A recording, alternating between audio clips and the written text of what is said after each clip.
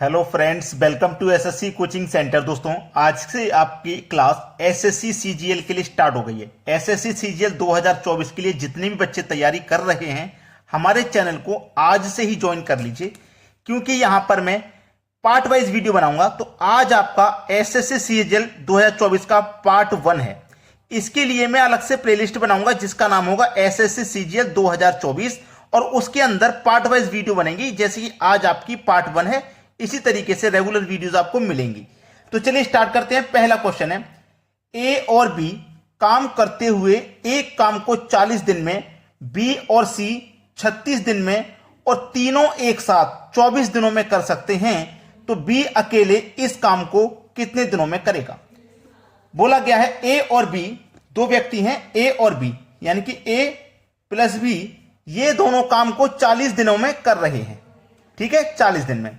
B और सी, B plus सी, ये कर रहे हैं 36 दिन में। ठीक है, और फिर उसके बाद बोला तीनों एक साथ। तीन कौन कौन व्यक्ति हैं? ए प्लस बी प्लस सी, ये तीन व्यक्ति ही तो हैं। ये तीनों मिलकर के करते हैं भैया कितने दिन में? 24 दिन में। ठीक है, तीनों मिलकर करते हैं 24 दिनों में। लेकिन काम कितना है ये नहीं पता। तो अगर आप तीनों का एलसीएम लेंगे ना, तो जो एलसीएम निकल के आएगा वही टोटल काम होगा। 40, 36, 24 का एलसीएम होगा 360। 40 से कटाओ 360 को तो 9 बार में कटेगा। 36 से कटाओ तो 10 बार में कटेगा, और आप 24 से कटाएंगे तो 15 बार में कट जाएगा। क्लियर है इतनी बात? चलिए, हमें एक चीज अच्छे से पता है कि ए और बी दोनों का एक दिन का काम कितना है? 9। ए और बी दोनों का एक दिन का काम 9 है, और ए बी सी तीनों का मिलाकर के 15 है। ए और बी का 9 है, तो सी का कितना होगा भैया? 6 होगा कि नहीं? तभी तो ए और बी का 9 और सी का 6 मिला के 15 होगा। अब मुझे सी का काम मालूम पड़ गया कितना है? एक दिन का 6। सी का कितना भैया? एक दिन का 6। बी और सी दोनों का मिला के 10 है, तो बी का कितना होगा? 4। तभी तो दोनों का मिला के 10 होगा। बी का कितना है भैया? 4 है, और दोनों का मिला के ए और बी का 9 है, तो ए का कितना हो जाएगा? 5 हो जाएगा। सभी की मैंने निकाल ली वैल्यू, ए बी सी सभी की वैल्यू मैंने निकाल ली। अब आपसे पूछा बी अकेले उस काम को कितने दिनों में करेगा। टोटल काम कितना है? 360। बी एक दिन में कितना कर रहा है भैया? बी एक दिन में कर रहा है 4 काम, तो 360 को कितने दिन में करेगा? 4 नेम 36, और एक ही 0, 90 दिन में करेगा। ये आपके प्रश्न का बिल्कुल सही जवाब हो जाएगा 90। बी ऑप्शन बिल्कुल सही जवाब है। अब देखेंगे अगला सवाल। अगला प्रश्न है, यह प्रश्न आपको एग्जाम में देखने को जरूर मिलता है, और इसको करने का तरीका क्या है। ट्रिक से पहले मैं इसका बेसिक बता देता हूं, ट्रिक फिर बाद में बताऊंगा। जब 1 के बटे में 3 गुने 4 है, 1 के बटे में 3 गुने 4 है, 1 के बटे में 4 गुने 5 है, तो आपको करना क्या है?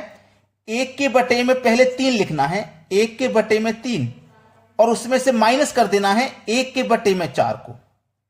ठीक है, फिर प्लस का साइन है तो प्लस लेगा, 1 के बटे में 4 लेना है, उसमें से माइनस कर देना है 1 के बटे में से 5 को।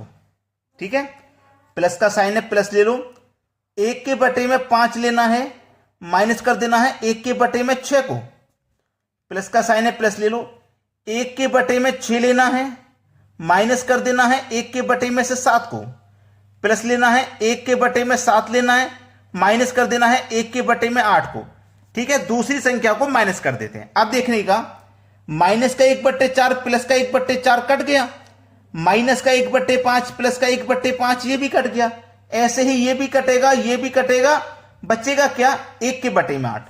इधर क्या बचा? 1 के बटे में 3, माइनस का साइन है माइनस लेंगे, 1 के बटे में 8, 3 का और 8 का एलसीएम हो जाएगा 24। ठीक है, 3 का और 8 का एलसीएम 24 हो गया। 3 से काटो 24 को 8 बार में, 8 एक कम 8, 8 से काटेंगे 24 को 3 बार में, 3 एक कम 3, और साइन क्या है बीच में? माइनस का। 8 में से 3 जाएगा, 5 बचेगा, बटे में कितना है? 24। 5 के बटे में 24 देखिए किस ऑप्शन में है, यही सही जवाब है। 5 के बटे में 24 सी ऑप्शन में दिया गया है कि नहीं? तो ये तो है बेसिक तरीका। अब ये बेसिक तरीका देखो आप आसानी से कब तक कर सकते हो? जब छोटी संख्या दी गई, जैसे यहां पे 1 के बटे में 7 × 8 तक, अगर आपको 1 के बटे में 99 तक दे दी जाए, 99 × 100, है ना, 79 इंटू 80, 1 से स्टार्ट होगा, 1 के बटे में 3 गुने 4 से स्टार्ट होगा, और कह दिया जाए 1 के बटे में 99 इंटू 1 के बटे में 100, तो इतनी बढ़िया संख्या तक थोड़ी ना लिखेंगे आप। तो इसके लिए जो ट्रिक है ना उसको फॉलो कीजिए, जो ट्रिक है इसके लिए इसको फॉलो कीजिए। ट्रिक क्या है, 1 upon first minus 1 upon last, यानी कि फर्स्ट संख्या और लास्ट संख्या। तो फर्स्ट संख्या लिखेंगे 1 अपॉन में फर्स्ट संख्या 1 के बटे में 3, फर्स्ट लिखना है, फर्स्ट 3 है, माइनस कर देना है 1 के अपॉन में लास्ट 1 अपॉन 8 है। अब 3 का 8 का एलसीएम 24, ठीक है, तो 3 अट्ठे 24, 8 एकम 8, 8 तिया 24, 3 एकम 3, कर दो माइनस, 8 में से 3 जाएगा 5 बटे में 24। तो आप ऐसे आसानी से फाइंड कर सकते हैं जब संख्या बहुत बड़ी हो तो, ठीक है। चलिए अब देखते हैं अगला सवाल।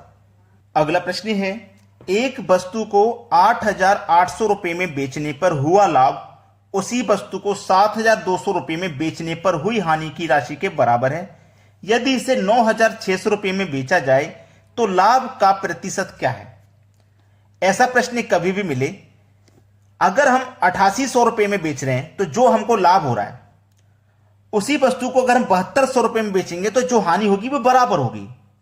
तो इसमें हम क्या कर सकते हैं, इसमें 2 क्वेश्चन है।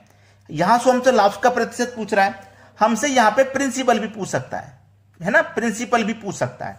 तो प्रिंसिपल निकालने का सबसे बेस्ट तरीका है कि हम किसी वस्तु को 8,800 रुपए में बेच रहे हैं, तो मान के चलो हमें 10% का फायदा हो गया, प्रॉफिट हो गया, और जब हम 7,200 रुपए में बेच रहे हैं तो मान लो 10% का हमें लॉस हो गया, तो प्रॉफिट और लॉस का रेशियो बराबर है, ये भी 10%, ये भी 10%। तो ऐसा क्वेश्चन कभी भी रहे तो मूलधन निकालने का सबसे बेस्ट तरीका है, दोनों को जोड़ के 2 से डिवाइड कर दो। 8,800 प्लस 7,200 दोनों को जोड़ के 2 से डिवाइड कर दीजिए, मूलधन निकल के आ जाएगा। तो मैं दोनों को जोड़ूंगा तो ये हो जाएगा 16,000, ठीक है, और 2 से डिवाइड कर दूंगा तो ये हो जाएगा 8,000। इसमें प्रिंसिपल भी पूछा जाता है, अगर प्रिंसिपल पूछा जाए तो प्रिंसिपल 8,000 हो गया, है ना। प्रिंसिपल कितना हो गया भैया, 8,000, यानी कि 8,000 रुपए की वो वस्तु थी, और अगर हम 8,800 में बेच रहे थे तो 8,000 की चीज को 8,800 में बेचेंगे, मतलब 800 ज्यादा में बेचेंगे। अगर 7,200 में बेचेंगे तो 800 कम में बेचेंगे। यहां पे 800 ज्यादा में बेच रहे थे, यहां पे 800 कम में बेच रहे थे, वो वस्तु थी हमारी 8,000 की। अब हम कितने बेच रहे हैं, 9,600 में। 8,000 की चीज को अब हम बेच रहे हैं 9,600 में। तो लाभ का प्रतिशत क्या है, 8,000 की चीज को 9,600 में बेचेंगे तो भैया 1,600 रुपए का फायदा होगा, सीधा सीधा, ठीक है। प्रॉफिट हो चाहे लॉस, हमेशा प्रिंसिपल पे निकलता है। प्रिंसिपल आपका 8,000 रुपए है, और प्रतिशत के लिए आप क्या करोगे, 100 से मल्टीप्लाई कर दोगे प्रतिशत में चेंज करने के लिए। तो 2 जीरो से 2 जीरो कटा दिया, 1 जीरो से 1 जीरो कटा दिया, 8 दूने का 16 और 1 जीरो। तो हमको क्या होगा, क्या पूछा था प्रश्न में, लाभ का परसेंट कितना हो जाएगा, 20% हो जाएगा। पहला ऑप्शन बिल्कुल सही जवाब है। अब देखते हैं अगला सवाल। अगला प्रश्न है, 892 की पावर 102 प्लस 183 की पावर 103 में इकाई अंक क्या है। अब बहुत सारे बच्चे ऐसे होंगे जिन्हें यूनिट डिजिट की कोई जानकारी नहीं होगी, इकाई अंक के बारे में कुछ भी पता नहीं होगा। वैसे तो इसके लिए हमने अलग से वीडियो बनाया है, अगर आप यूट्यूब पे सर्च करोगे एसएससी कोचिंग सेंटर इकाई अंक के नाम से तो निकल के आ जाएगा, ठीक है। वैसे मैं यहां आपको शॉर्टकट में बता देता हूं कि 0, 1, 5 और 6 अगर ये संख्या है यूनिट डिजिट, लास्ट में अगर ये संख्या है, जैसे लास्ट में यहां 2 है, यहां 3 है, उसी तरीके से लास्ट में अगर 0 हो, 1 हो, 5 हो, 6 हो, उसकी पावर चाहे कितनी भी क्यों ना हो, सम क्यों ना हो, विषम क्यों ना हो, कोई फर्क नहीं पड़ता, यूनिट डिजिट सेम रहेगा। जैसे मान लो यहां पे 0 है तो पावर कुछ भी हो, सम विषम, उसका इकाई अंक 0 ही रहेगा। 1 है यूनिट डिजिट, पावर कुछ भी हो, उसका इकाई अंक 1 ही निकलेगा। उसी तरीके से इकाई अंक अगर 5 है तो उसका पावर चाहे कितना भी हो, इकाई अंक हमेशा 5 रहेगा। ऐसे ही 6 का इकाई अंक 6 ही रहता है, चाहे पावर कितनी भी बड़ी हो, कितनी भी छोटी हो, सम हो चाहे विषम हो। यह बात क्लियर होगी।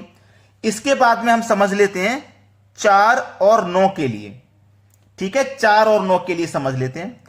अब 4 और 9 में क्या समानता है, पावर सम होगी या विषम होगी, यही तो हो सकता है, पावर सम या विषम, ठीक है। चलिए इसको समझ लेते हैं, पावर सम या विषम को। 4 के लिए समझते हैं पहले। पावर अगर सम है, पावर अगर सम है, सम पावर है ना, यूनिट डिजिट 4 है, जैसे मान लो यहां पे 4 हो, तो पावर सम दी जाए तो उसका इकाई अंक हमेशा 6 आएगा। ठीक है, इकाई अंक हमेशा 6 आएगा। और यदि पावर विषम हो तो इकाई अंक हमेशा 4 आएगा। ठीक है, पावर अगर विषम हो तो इकाई अंक हमेशा 4 होगा। चलिए अब 9 की बात करें। अगर पावर सम है, अगर पावर सम है तो इकाई अंक 1 मिलेगा। और यदि पावर विषम है, अगर ये पावर यदि विषम है, याद रखना 4 और 9 के लिए बता रहा हूं। जैसे मान लीजिए 9 का स्क्वायर किया तो पावर क्या है, सम है, और 9 का स्क्वायर क्या होता है, 81। तो इकाई अंक में क्या आया, 1 ही तो आया। तो 9 की पावर अगर सम हो गई तो इकाई अंक 1 आएगा, इकाई अंक 1 आएगा। और 9 की पावर यदि विषम हो, जैसे 9 की पावर विषम हो, 3 हो, तो 9 की पावर 3 का मतलब क्या होता है, 9 की पावर 3 का मान 81 हो गया ना। 9 से मल्टीप्लाई करो, 9 1 कम 9, 9 8 72, 729 होता है। 9 का क्यूब कितना होता है भाई, 729। तो इकाई अंक क्या आ गया, 9 आ गया। तो यहां पे सीधा सीधा हमें समझ में आ गया कि 9 की पावर अगर सम रहेगी तो इकाई अंक 1 होगा, और यदि विषम होगी तो इकाई अंक 9 होगा। 4 के बारे में, 9 के बारे में भी समझ गए आप। अब संख्या कौन कौन सी बची, 2, 3 और 7, यही तो बची। इनका मतलब है पावर सम हो चाहे विषम हो, पावर में 4 से डिवाइड करेंगे आप। ठीक है, जहां तक डिवाइड हो जाएगा कर दीजिए। फिर उसके बाद में जो बचेगा, जैसे मान लीजिए 7 की पावर आपकी 15 है ना, इकाई अंक 7 है, पावर 15, तो 4 से डिवाइड करेंगे, 12 तक कट जाएगा, 3 बचेगा। तो 3 बचाना, तो फिर पावर आपको 3 रखनी है। ठीक है, क्लियर होगी ना। ऐसे ही आप 2 हो इकाई अंक में, चाहे 3 हो, जहां तक पावर कट जाएगी उतनी काट दीजिए, जो बचेगी फिर उसी को पावर में रखना है। अब यहां पे समझिए, इकाई अंक में क्या है भैया, 2 है ना, तो मैंने क्या बोला, पावर में 4 से डिवाइड देंगे, 4 दूने 8, 2 बचेगा, 22, 4 पंजे 20, 2 बचा, शेष कितना बचा, 2। तो 2 की पावर आपको 2 रखनी है। 4 से जहां तक कटेगा काट दो, जो पावर बचेगी, जो शेष बचेगा वही पावर में रखना है। ठीक है, 2 की पावर 2 का मान 4 हो गया। इधर देखो क्या है, 3, तो 3 के लिए नियम यही है कि जहां तक पावर कटेगी 4 से काट देंगे। तो ये कहां तक कटेगा, 4 दूने 8, 2 बचेगा, 23, 4 पंजे 20, 3 बचा, तो 3 की पावर आपको 3 रखनी है। ठीक है, प्लस का साइन है बीच में, तो 3 की पावर 3 का मान भैया कितना होता है, 27 होता है। इनको प्लस करके हमें इकाई अंक बताना है, तो 4 आया इधर, इधर आया कितना, 27। प्लस कर दो, 4 और 27 को प्लस करेंगे 31, जिसमें इकाई अंक आपका 1 है। पहला ऑप्शन हो जाएगा सही जवाब। पूरा बेसिक बता के चल रहा हूं एक एक प्रश्न का, ताकि आपका एसएससी सीजीएल को जो बच्चे हल्के में ले रहे हैं ना, कि मैं तो चुटकियों में उड़ा दूंगा, जब पेपर हाथ में आता है तब पता लगता है। आज समय दे लोगे पढ़ाई में तो एग्जाम के टाइम में आपको रोना नहीं पड़ेगा, आपको पछतावा नहीं होगा कि भाई अगर मैं ये पढ़ लेता तो इतना हो जाता, इसको पढ़ लेता तो इतना हो जाता। बाद में फिर पछताना ही रह जाता, कुछ नहीं रह जाता। अभी समय है, पढ़ाई कर लो। चलिए अब देखते हैं अगला सवाल। अगला प्रश्न है, 3 कारों की गति का अनुपात 3, 4, 6 है। तीनों कारों द्वारा समान दूरी तय करने में लिए गए समय का अनुपात है। देखिए, गति का जस्ट अपोजिट होता है समय का अनुपात। तो हमें गति का अनुपात दिया गया है, गति मतलब चाल, चाल का अनुपात है हमारे पास 3:4:6, और गति का जस्ट अपोजिट होता है समय का अनुपात। चाल का जस्ट अपोजिट समय का अनुपात। अब समय का अनुपात हम कैसे निकालें, पहला अनुपात निकालना है ना, तो इससे पहले को छिपा लीजिए, इन दोनों का मल्टीप्लाई, 4 6 24। दूसरी का निकालना है तो दूसरी संख्या को छिपा लो, इनका मल्टीप्लाई, 6 3 18। तीसरी का निकालना है, तीसरी को छिपा लो, इनका मल्टीप्लाई, 4 3 12। अब ये किसी संख्या से कट सकते हैं तो कटा के छोटा कर लो। देखिए 6 से ये भी कटेगा, 6 से ये भी कटेगा, 6 से ये भी, 6 दूने 12, 6 3 18, 6 चौके 24। तो 4:3:2, 4 3 2, सी ऑप्शन क्या हो जाएगा, प्रश्न का बिल्कुल सही जवाब। क्लियर हो गया ना सभी को। अब देखते हैं अगला प्रश्न। अगला प्रश्न है, 5 संख्याओं का औसत 23 है। यदि पहली 2 संख्याओं का औसत 21 है और अंतिम 2 संख्याओं का 19 है, तो प्रारंभ तीसरी संख्या कौन सी है। प्रारंभ से तीसरी, देखिए टोटल संख्या है 5, जिनका औसत 23 है। है ना। तो योग कितना हो जाएगा, ये संख्या है, ये औसत है, ये योग होगा। संख्या का मल्टीप्लाई औसत में करने से, संख्या का मल्टीप्लाई औसत में करने से योग पता लगता है। तो 23 का मतलब 5 से करूंगा तो 115 आपका योग हो गया, यानी कि जो पांचों संख्या है उनका योग 115 है, जिसमें से पहली दो संख्या का औसत 21 है। पहले की दो संख्या का औसत 21 है, तो योग कितना हो जाएगा, पहले की दो संख्या का योग 42। अंतिम दो संख्या का औसत 19 है। अंत की दो, पहले की दो, अंत की दो, बीच की जो तीसरी थी उसको छोड़ दिया गया। अंत की दो संख्या का औसत 19 है, तो योग कितना हो जाएगा, 19 दूने का 38। ये पहले की दो संख्या, ये लास्ट की दो संख्या मिलाकर के चार संख्या, ये पहले की दो संख्या का योग, ये लास्ट की दो संख्या का योग मिलाकर के चारों संख्या का योग कितना हो गया, 80 हो गया। पहले की दो संख्या, लास्ट की दो संख्या, यानी कि टोटल संख्या 5 थी, जिनमें से चार संख्या का योग 80 है। तो एक संख्या बची ना, तीसरी एक संख्या ही तो बची, जिसमें से 5 संख्याओं में से टोटल 4 संख्या का हम निकाल देंगे तो एक संख्या बचेगी। तो 5 संख्या के योग में से 4 संख्या का योग घटा दो। 115 में से 5 संख्या का योग है ना, ये 4 संख्या का है, तो 4 संख्या का घटा दो। 115 में से 80 जाएगा, बचेगा कितना भैया, 35। तो जो तीसरी संख्या है उसका योग कितना है, वो संख्या कौन सी है, 35 है। ये उसका आंसर है 35। सी ऑप्शन, पहला ही ऑप्शन सही जवाब है। अब देखेंगे अगला क्वेश्चन। अगला प्रश्न है, समान क्षमता की 3 बोतलें जिनमें दूध और पानी का मिश्रण 2:5, 3:4 और 4:5 के अनुपात में है। इन तीनों बोतलों को एक बड़ी बोतल में खाली कर दिया जाता है। बड़ी बोतल में दूध और पानी का अनुपात क्या होगा। दूध और पानी, दूध मतलब मिल्क, पानी मतलब वाटर, इनका अनुपात। सबसे पहले देखिए इनका अनुपात क्या था, 2:5 था, 2:5। बाद में कितना था, 3:4, फिर कितना था, 4:5। यही तो था, ठीक है, यही था। चलिए अब मैं इनको दोनों को जोड़ूं तो कितना हो जाएगा, 7, 4 और 3 7, 4 और 5 9। ये पहली बोतल है, ये दूसरी बोतल है और ये तीसरी बोतल का है। अब मैं तीनों का इनका एलसीएम ले लूंगा तो मुझे टोटल पता चल जाएगा, ठीक है। 7 7 9 का एलसीएम कितना आ जाएगा, 63। 7 से कटाओ तो 9 बार में, 7 से कटाओ तो 9 बार में, और 9 से कटाओ तो 7 बार में कटेगा। अब इधर मिल्क और वाटर लिख लीजिए। 9 बार में कटा है ना, तो 9 का मल्टीप्लाई 2 से करो 18, 9 का मल्टीप्लाई 5 से करो 45, ठीक है। अब इस 9 का मल्टीप्लाई दूसरे वाले से करो, ये दूसरे वाले का है ना, तो दूसरे वाले से करो। 9 त्रिक का 27, 9 चौक 36, 7 का करो 4 से, 7 चौक के 28, 7 पंजे 35, ठीक है। अब क्या करना है, इनको जोड़ लेना है। इस तरीके का प्रश्न एग्जाम में आपको जरूर मिलता है देखने को। अब मैं इन सबको जोड़ूंगा तो 73 हो जाएगा, और इन सबको जोड़ूंगा 5 और 5 10 और 6 16, कैरी का 1, 4 और 3 7, 7 3 10 और कैरी का 1 11, 116। तो 73:116 किस ऑप्शन में है ये देख लीजिए आप। मुझे तो बी ऑप्शन में दिखाई दे रहा है। बी ऑप्शन आपके सवाल का बिल्कुल सही जवाब है, कोई डाउट नहीं। सभी को समझ में आ गया। अब देखेंगे अगला सवाल। अगला प्रश्न है, प्रश्न बहुत ही बढ़िया है, ठीक है। इस तरीके का क्वेश्चन एग्जाम में जरूर आता है।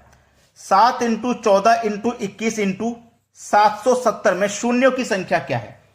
सबसे पहले इसका बेसिक समझ लो। अगर संख्या लगातार होती, जैसे 1 × 2 × 3, ऐसे ही मान लीजिए 100 तक पूछ लेता हूं, 1 से लेके 100 तक संख्याएं मल्टीप्लाई में, इनका शून्यों की संख्या क्या होगी। तो याद रखना कि कहां तक जा रहे हैं हम, 100 तक जा रहे हैं, मतलब संख्याएं 100 हैं हमारी। तो 100 संख्या लिखिए, हमेशा 5 से डिवाइड करना, हमेशा, ठीक है, 5 से। तो 5 से डिवाइड करूंगा तो 20 बार में कटेगा, 20 बार में कटेगा ना। अब आपको यह देखना है कि इस 5 से क्या इस 20 में भी डिवाइड जा सकता है। अगर जा सकता है तो डिवाइड फिर से दे दीजिए। 20 में 5 से 4 बार में जाएगा। क्या 4 में डिवाइड जा सकता है, 5 से अब नहीं जाएगा क्योंकि ये संख्या 5 से छोटी हो गई। तो 20 यहां पे, 4 यहां पे, टोटल मिला के 24, यानी कि कितने शून्य हैं, 1 2 3 100 तक लगातार संख्या है, कितने शून्य आएंगे इसमें, 24 शून्य आ जाएंगे। ये था बेसिक। अब इस तरीके का सवाल है तो उसे कैसे करना है देखिएगा। 7 इंटू 14 इंटू 21 कहां तक जा रहे हैं 770 तक। चलिए 7 का आप फैक्टर कीजिए 7 गुने 1, 14 का कीजिए 7 गुने 2, 21 का कीजिए 7 गुने 3, इसका कीजिए 7 गुने 110। ठीक है, अब देखिए ये 1, ये 2, ये 3, ये 4, ऐसे ही हम कहां तक जा रहे हैं 110 तक जा रहे हैं। 110 तक जा रहे हैं कि नहीं जा रहे, 110 तक जा रहे हैं। 7 सभी में है 7, 110 तक जा रहे हैं ना, पावर 110। ठीक है, अब चलिए अंदर क्या बचा 1 2 3, यही तो बचा कहां तक 110 तक। भाई 1 से लेकर 110 तक ही तो जा रहे हैं। हमारे पास ये 7 था ना, 7 ले लिया, और ये 7 कितनी बार है 110 बार है, इसलिए पावर 110 आ गई। अब 1 गुने 2 गुने 3 कहां तक है 110 तक लगातार है ना, तो 110 ले लिया, बिल्कुल इसी के जैसे, इसीलिए मैंने ये बेसिक आपको बताया था। ठीक है, अब 1 से लेकर 110 तक कितनी संख्या है 110, डिवाइड हमेशा 5 से करना है। कटाओ 5 से कितनी बार में कटेगा 22 बार में। अभी तो 22 में जा सकता है डिवाइड 5 से, 5 चौके 20, 5 चौके 20, देखिए यहां पे कितनी बार में जाएगा 22 बार में गया, 5 चौके 20, 4 बार में गया। तो देखिए 22 यहां पे और 4 यहां पे, टोटल कितने शून्य हो जाएंगे 26। जैसे यहां पे 24 हो रहे थे दोनों को जोड़ने के बाद, यहां 26 हो रहे हैं, तो आपके प्रश्न का आंसर आ जाएगा 26। ये बिल्कुल सही जवाब है। अब देखेंगे अगला प्रश्न। अगला प्रश्न है, यदि किसी पुस्तक का मूल्य कलम के मूल्य से 16.2/3% अधिक है, यदि 9 पुस्तक का मूल्य 10 कलम के मूल्य से अधिक या कम कितना प्रतिशत है। अधिक है तो कितना अधिक है, कम है तो कितना अधिक है, ये बताना है। चलिए पुस्तक का जो मूल्य है वो कलम के मूल्य से इतना अधिक है 16.2/3%। इसकी फ्रैक्शन वैल्यू क्या होती है, अगर मैं डायरेक्ट लिख दूंगा तो बहुत से बच्चों की समझ में नहीं आएगा कि कैसे कर दिया डायरेक्ट, इसलिए मैं आपको पूरा सॉल्व करके बताऊंगा। 3 का मल्टीप्लाई 16 में करो 48, 48 में 2 जोड़ोगे 50, बटे में कितना है 3। ये जो प्रतिशत का साइन है ना, इसका मतलब होता है इसके बटे में 100, तो 100 आएगा ना, तो ऊपर 50। अब 100 का मल्टीप्लाई 300 हो जाएगा तो 300, 50 से काटो 50 से कम 50, 50 से 6 बार में, यानी कि 1 के बटे में 6 हो गया। यहां लिख लीजिए बुक, ठीक है, और यहां लिख लीजिए कलम, कलम यानी कि पेन। तो बुक कितनी है और पेन कितनी है, हमारे पास किसका मूल्य अधिक है, पुस्तक का मूल्य कलम से अधिक है। पुस्तक का मूल्य कलम से अधिक है। अगर कलम का मूल्य हमारे पास 6 है तो पुस्तक का 1 अधिक है, 6 में 1 जोड़ देंगे मतलब 7, पुस्तक का कितना है 7 है। पेन का अगर 6 है तो बुक का 7 है, कलम का 6 तो पुस्तक का 7। ठीक है, इतनी बात यहां पे समझ में आ गई। अब किसी को कोई दिक्कत नहीं। पुस्तक कितनी है हमारे पास 9, यहां पुस्तक कितनी है 7, यहां पे 9 है तो 9 से मल्टीप्लाई कर दो, 9 7 63। पेन यहां पे 6 है और यहां पे पेन कितनी है 10, तो 10 से मल्टीप्लाई कर दो 60 हो जाएगा। अब देखिएगा ध्यान से समझ लीजिए, बुक का मूल्य 63 है, पेन का 60 है, तो पूछा क्या गया है हमसे 9 पुस्तक का मूल्य 10 कलम से मूल्य से कितना अधिक या कम है। देख लीजिए पुस्तक का जो मूल्य हमारे पास, पुस्तक का जो मूल्य है वो कलम के मूल्य से कितना अधिक है, 3 रुपया अधिक है। 3 ही तो अधिक है, किससे अधिक है 3, 60 से। और प्रतिशत में बदलने के लिए भैया 100 से मल्टीप्लाई तो आपको करना ही पड़ेगा। 3 से 60 20 बार में कटेगा, 20 से 100 5 बार में कटेगा, यानी कि 5% अधिक है, कम नहीं अधिक है। कैसे पहचाना अधिक है, अधिक है हमने कैसे पहचाना, क्योंकि ये प्लस में आया था। 60 से 63 हो गया, बढ़ गया कि नहीं बढ़ गया, जब बढ़ेगा तो अधिक है, घटेगा तो कम। ठीक है 5%, बी ऑप्शन बिल्कुल सही जवाब। अब देखते हैं अगला सवाल। अगला प्रश्न है, प्रश्न देखिए 6 6 6 6 चलता जा रहा है और ये 134 बार तक जाएगा और उसमें हम 13 से भाग करेंगे तो शेषफल क्या आएगा। भाई बहुत अच्छा सवाल है। मैं आपको सबसे पहले एक तरीका बता देता हूं, चाहे संख्या 6 हो चाहे कोई भी हो, कोई भी संख्या अगर 6 बार रिपीट हो गई है, जैसे 1 2 3 4 5 6, देखो ये 6 बार आ गया, लेकिन ये टोटल 134 बार है। ये तो शॉर्ट में हमने 6 बार लिख दिया, डॉट डॉट डॉट करके 134 बार दिया गया है। लेकिन कोई संख्या अगर 6 बार लिखी हुई है तो वो संख्या याद रखना 13 से, 11 से और 37 से पूरी पूरी डिवाइड हो जाती है, कुछ भी शेषफल उसमें नहीं बचता अगर कोई संख्या 6 बार लिखी हुई है तो, ठीक है। लेकिन ये 134 बार है, ये कितनी बार है भैया? 134 बार। तो इसको करने का तरीका क्या है वो देख लीजिए, ठीक है। 134 बार है ना, 134 लिखिए। इस 134 में कौन सी संख्या 134 बार? 6 ही तो है, तो एक बार इसमें आपको पहले 6 से भाग देना है, ठीक है। 6 से भाग, 6 दूने का 12, 13 में से 12 गया, 1 बचेगा, 4 उतार लेंगे, फिर से कटाएंगे, 6 दूने का 12, 14 में से 12 गया, 2 बचा, यहां पे 2 शेष बच रहा। अभी आंसर नहीं है, यहां पे 2 शेष बच रहा है, लेकिन ये अभी आंसर नहीं है आपका, पहले बता दे रहा हूं, ये अभी आपका आंसर नहीं है। आप समझ लो कि मेरा आंसर आ गया, अभी ये आपका आंसर नहीं है, ठीक है। आंसर कब होगा? हमें उसने 13 से डिवाइड करने के लिए बोला है, ठीक है, हमें उसने 13 से डिवाइड करने के लिए बोला है। अब मेरा कितना शेषफल आया है? 2 शेषफल आया है, यानी कि इस 134 में से ये 134 बार ही तो रिपीट हुआ है। अब मेरा 2 शेष बचा है, तो 134 में से 132 बार कट गया, 132 बार कट गया, कितनी बार बचा? 2 बार, यानी कि जो 6 है ना, ये 6 2 बार बचा है। अब इस 66 में अब इस 13 से भाग करना है आपको, ठीक है। 13 पंजे 65, 13 पंजे 65, 66 में से 65 गया, 1 बचेगा, तो शेषफल क्या बचा? इस प्रश्न में आपका 1 बचा।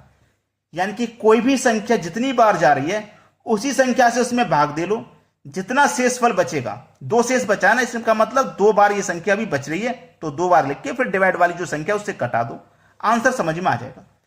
अभी भी बहुत सारे बच्चे हैं वीडियो को लाइक नहीं किए होंगे, तो एक लाइक और एक शेयर का बटन दबा दीजिए। और मेरी बात याद रखिएगा कि रेगुलर आपको एसएससी सीजीएल की क्लास मिलेगी पार्ट वाइज।